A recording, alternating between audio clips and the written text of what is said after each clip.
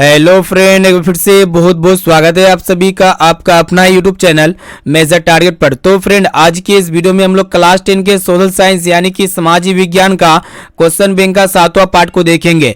इस पार्ट में भी हम लोग काफी महत्वपूर्ण 30 most important previous year questions को देखने वाले हैं। और दोस्तों, इस वीडियो में भी हम लोग जो है ना 2011 से 2022 तक पूछे गए सभी प्रश्न को सम्मिलित किए हैं। अगर आप भी इस बार मैट्रिक के बोर्ड एग्जाम देने वाले हैं ना 2023 में, तो ये क्लास आपके लिए काफी इंपॉर्टेंट है, इसलिए क्लास को बिल्कुल शुरू से लेकर आखिरी तक जरूर कीजिएगा। और दोस्तों, ये जो 30 इंपॉर्टेंट वस्तुनिष्ठ प्रश्न है ना, आपके गत वर्ष में काफी बार पूछा जा चुका है, इसलिए बिल्कुल क्लास को शुरू से लेकर आखिरी तक जरूर कीजिएगा। और दोस्तों, एक एक क्वेश्चंस का आंसर जो है ना आप हमें लाइव चैट में या फिर कमेंट बॉक्स में कमेंट जरूर कीजिएगा। इससे हमको ये पता चलेगा कि आपका तैयारी जो है ना काफी अच्छी तरीके से चल रही है, ठीक है। और एक एक क्वेश्चंस बहुत इंपॉर्टेंट है। और दोस्तों, जो भी विद्यार्थी अभी तक हमारे व्हाट्सएप ग्रुप में नहीं जुड़े हैं, तो जल्दी से फटाफट से आप मेरा व्हाट्सएप नंबर लीजिए। मेरा व्हाट्सएप नंबर है 6206076569। सिंपल इस नंबर को सेव कीजिए। आप बोलिए कि सर हमें व्हाट्सएप ग्रुप में जोड़ दीजिए, तो हम जो है ना आपको व्हाट्सएप ग्रुप में जोड़ देंगे। व्हाट्सएप ग्रुप में जुड़ने से काफी सारे बेनिफिट्स मिलेगा, जुड़ने के बाद ही पता चलेगा।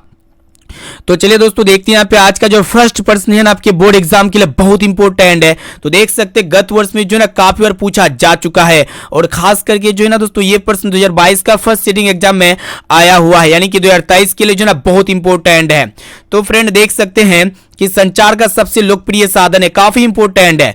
तो यहाँ पे ऑप्शन ए में आपका दिया हुआ है सार्वजनिक टेलीफोन, और ऑप्शन बी है मोबाइल, और ऑप्शन सी में आपका दिया गया है वॉकी टॉकी या फिर रेडियो। तो फ्रेंड, संचार का जो सबसे लोकप्रिय साधन है ना दोस्तों, क्या चीज है? सार्वजनिक टेलीफोन है, इसे आपको याद होना चाहिए। यानी कि यहाँ पे ए वाला ऑप्शन जो है ना बिल्कुल ही राइट आंसर हो जाएगा। देख सकते गत वर्ष में जो है ना 11 का कंपार्टमेंटल में आया हुआ है, और यही प्रश्न जो है ना 15 का फर्स्ट सिटिंग में, फिर यही प्रश्न 19 का फर्स्ट सिटिंग में कंपार्टमेंटल में भी पूछा जा चुका है, यानी कि 2023 के लिए बहुत इंपॉर्टेंट है। अब चलिए फ्रेंड, देखते हैं यहाँ पे नेक्स्ट क्वेश्चन को देखिएगा, जो कि बोर्ड एग्जाम के लिए काफी इंपॉर्टेंट है। एक एक क्वेश्चन जो है हम आपको लाइव प्रूफ बताएंगे कि कौन क्वेश्चन कितना इंपॉर्टेंट है और कब कब पूछा गया है, ठीक है। तो फ्रेंड, प्रश्न एक रहा है कि आपको बताना है कि सुदूर संवेदी उपग्रह, जिसको हम लोग क्या कहेंगे, रिमोट सेंसिंग उपग्रह कहेंगे, इसका प्रयोग जो है ना किस लिए होता है? देख सकते गत वर्ष में जो है ना 18 का कंपार्टमेंटल में पूछा गया था, फिर यही प्रश्न 2020 का फर्स्ट सिटिंग में और 2021 का जो है ना फर्स्ट सिटिंग में पूछा जा चुका है। तो फ्रेंड, ये जो सुदूर संवेदी उपग्रह होता है ना, रिमोट सेंसिंग उपग्रह का प्रयोग किस लिए किया जाता है? तो संसाधनों की खोज के लिए किया जाता है, यानी कि यहाँ पे सी वाला ऑप्शन जो है ना बिल्कुल ही राइट आंसर हो जाएगा। अब चले फ्रेंड, देखते हैं यहाँ पे नेक्स्ट क्वेश्चन को देखिएगा, जो कि बहुत इंपॉर्टेंट है। देख सकते हैं गत वर्ष में जो है ना कितना बार पूछा जा चुका है? 14 का दूसरा पाली में, फिर 17 का कंपार्टमेंटल में, फिर 18 का कंपार्टमेंटल में, फिर 19 का जो है ना फर्स्ट सिटिंग में, फिर 19 का कंपार्टमेंटल में, और इसी प्रकार 2020 का जो है ना फर्स्ट सिटिंग एग्जाम में पूछा जा चुका है, यानी कि 2023 के लिए जो है ना बहुत इंपॉर्टेंट है। तो फ्रेंड, प्रश्न एक रहा है कि आपको बताना है कि सुनामी किस स्थान पर आता है? काफी इंपॉर्टेंट है। तो फटाफट से बताइए कि सुनामी जो है ना दोस्तों किस स्थान पर आता है? तो यहाँ पे ऑप्शन ए में आपका दिया हुआ स्थल पर, या फिर समुद्र में, या फिर आसमान में, और ऑप्शन डी है इनमें से कोई नहीं। तो फ्रेंड, ये सुनामी जो आती है ना कहाँ पे आती है?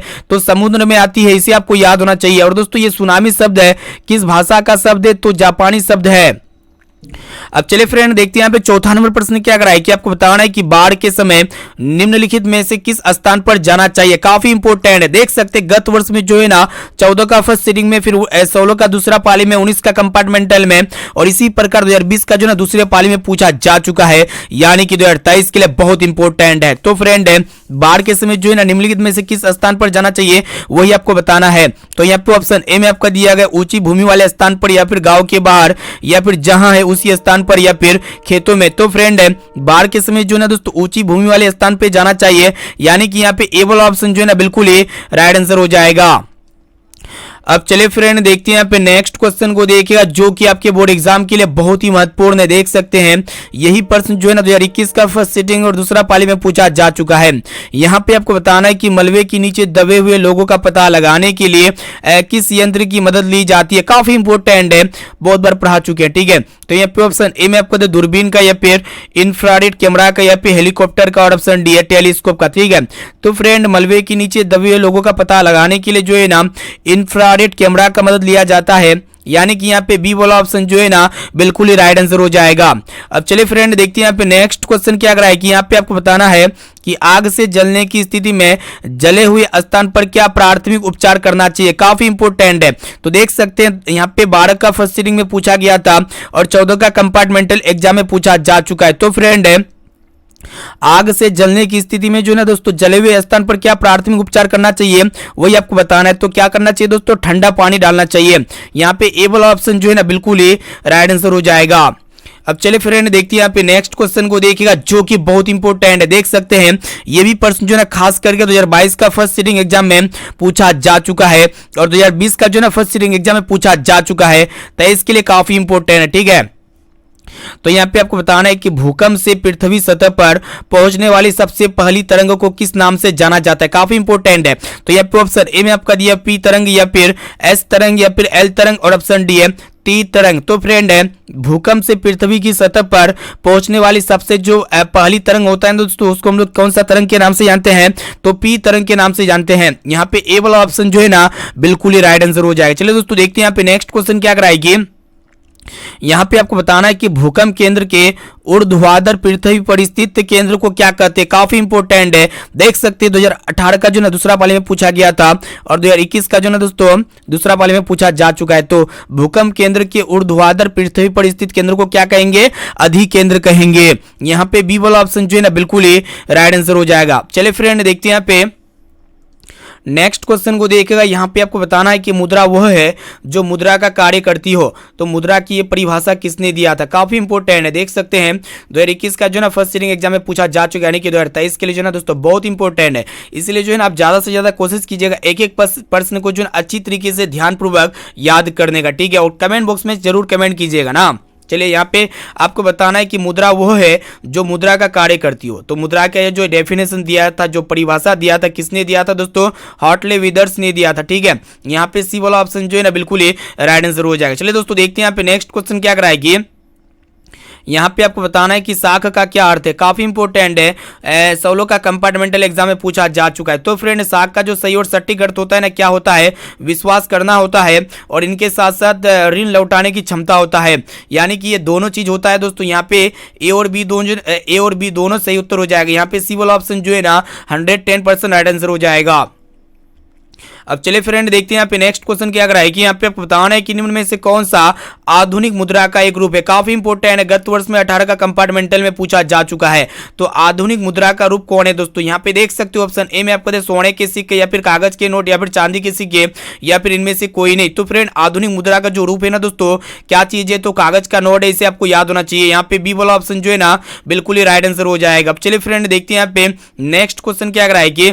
निम्नलिखित में से कौन सा संसाधन भारत में मुद्रा जारी करने के लिए अधिकृत है। काफी इंपोर्टेंट है। देख सकते हैं 18 का कंपार्टमेंटल में पूछा जा चुका है और 2020 का जो ना दूसरा पाली में, फिर 2021 का जो ना दोस्तों दूसरा पाली में पूछा जा चुका है। यानी कि 2023 के लिए जो ना बहुत इंपॉर्टेंट है। यहाँ पे आपको बताना है कि कौन ऐसा संस्थान है जो भारत में मुद्रा जारी करने के लिए अधिकृत है। तो आपको पता होना चाहिए दोस्तों कौन सा संस्थान है। तो यहाँ पे ऑप्शन ए में आपका दिया भारतीय रिजर्व बैंक या फिर स्टेट बैंक ऑफ इंडिया या फिर राष्ट्रपति और ऑप्शन डी है संसद, ठीक है।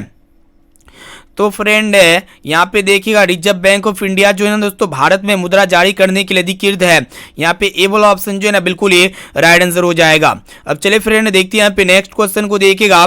यहाँ पे आपको बताना है कि निम्न में से कौन सा मुद्रा का एक आधुनिक रूप नहीं है, ठीक है। तो मुद्रा का एक आधुनिक रूप कौन नहीं है, देख सकते गत वर्ष में जो है ना 18 का कंपार्टमेंटल में पूछा जा चुका है। तो यहाँ पे ऑप्शन ए में आपका दिया मुद्रा या फिर जमा या फिर ड्राफ्ट और ऑप्शन डी है इनमें से कोई नहीं। तो फ्रेंड है मुद्रा का जो एक आधुनिक रूप नहीं है ना दोस्तों, क्या चीज नहीं है, यानी कि यहाँ पे जो है ना इसका राइट आंसर क्या होना चाहिए, वस्तु विनिमय प्रणाली होना चाहिए, ठीक है। लेकिन यहाँ पे ऑप्शन में नहीं दिया गया है, इसलिए यहाँ पे जो है दोस्तों ऑप्शन नंबर डी बिल्कुल ही राइट आंसर हो जाएगा, ठीक है। मुद्रा का एक आधुनिक रूप क्या क्या है दोस्तों, मुद्रा है, उसके बाद जमा है और ड्राफ्ट, ये तीनों मुद्रा का आधुनिक रूप है। लेकिन वस्तु विनिमय प्रणाली जो है ना दोस्तों ये मुद्रा का प्राचीनतम रूप है, ठीक है, आधुनिक रूप नहीं है। इसलिए यहाँ पे डी वाला ऑप्शन जो है ना बिल्कुल ही राइट आंसर हो जाएगा। चलिए फ्रेंड देखते हैं यहाँ पे नेक्स्ट क्वेश्चन क्या कराएगी। यहाँ पे आपको बताना है कि मनुष्य के आर्थिक जीवन में सबसे महत्वपूर्ण है, यानी कि मनुष्य के आर्थिक जीवन में सबसे महत्वपूर्ण क्या है, देख सकते हैं 2020 का जो ना दूसरा पाली में पूछा जा चुका है। तो यहाँ पे ऑप्शन ए में आपको दिया जमीन या फिर खेतों के कागजात या फिर मुद्रा और ऑप्शन डी है मालगुजारी रसीद।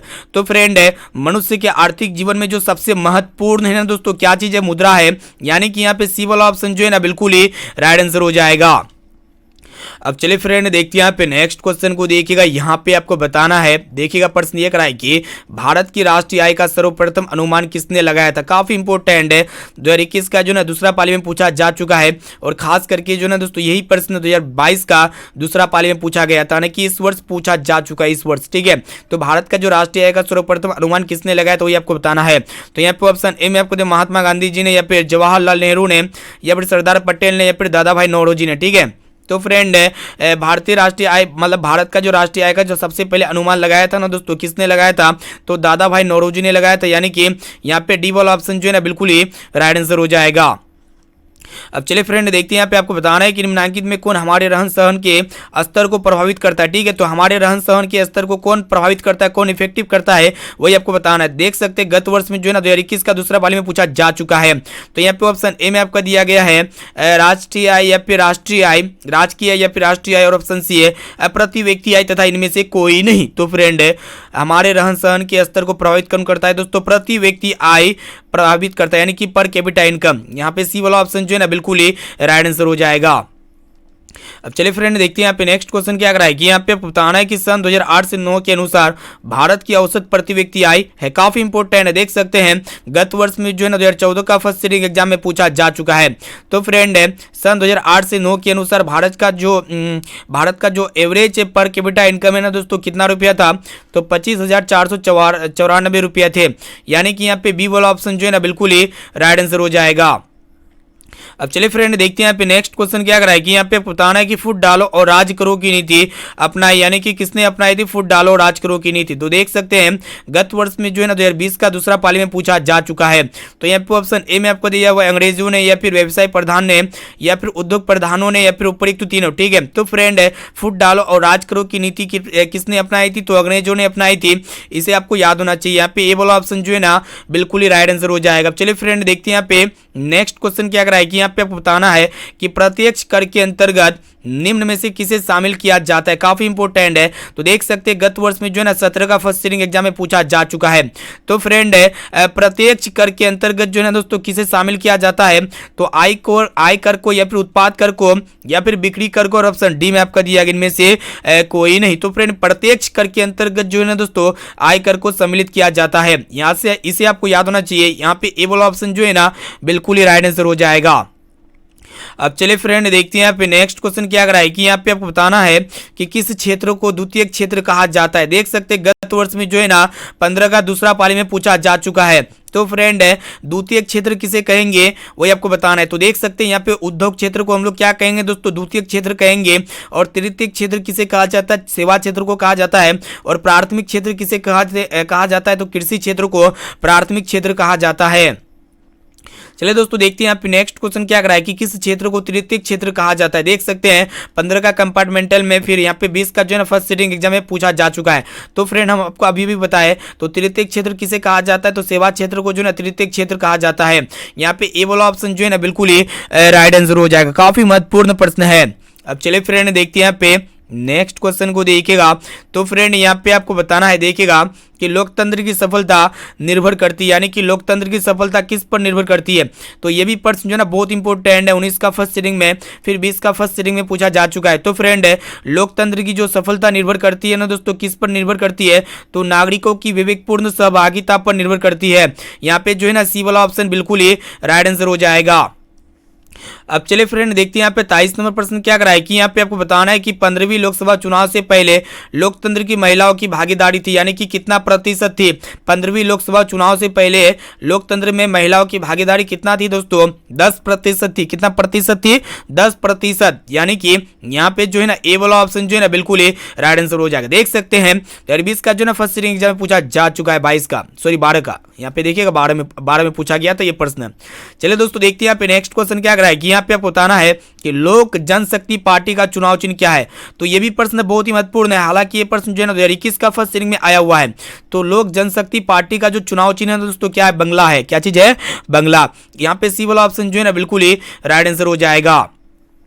अब चलिए फ्रेंड देखते हैं यहाँ पे नेक्स्ट क्वेश्चन को देखिएगा। तो फ्रेंड प्रश्न एक रहा है कि आपको बताना है कि वर्तमान में भारत में कितने केंद्र शासित प्रदेश है। काफी इंपॉर्टेंट है ये भी प्रश्न जो है 2021 का दूसरा पाली में पूछा जा चुका है। तो वर्तमान में भारत में केंद्र शासित प्रदेश कितने हैं दोस्तों? 8 है। इसे आपको याद होना चाहिए। यहाँ पे जो है ना सी वाला ऑप्शन बिल्कुल ही राइट आंसर हो जाएगा। चलिए फ्रेंड देखते हैं यहाँ पे नेक्स्ट क्वेश्चन क्या कराए कि यहाँ पे आपको बताना है कि निम्नलिखित में से कौन केंद्र शासित प्रदेश है। काफी इंपॉर्टेंट है ये भी प्रश्न जो है ना 2021 का फर्स्ट सीटिंग में पूछा जा चुका है। तो फ्रेंड केंद्र शासित प्रदेश है यहाँ पे आपको पहचाना है। तो देखिएगा उत्तराखंड या फिर छत्तीसगढ़ या फिर चंडीगढ़, और ऑप्शन डी में आपको दे केरल। तो फ्रेंड यहाँ पे जो केंद्र शासित प्रदेश है ना दोस्तों चंडीगढ़ है। इसे आपको याद होना चाहिए। यहाँ पे जो है ना सी वाला ऑप्शन जो है ना बिल्कुल ही राइट आंसर हो जाएगा। तो फ्रेंड जो भी विद्यार्थी अभी तक इस वीडियो को लाइक नहीं किया ना तो प्लीज दोस्तों जल्दी से आप फटाफट से वीडियो को लाइक कर दीजिएगा।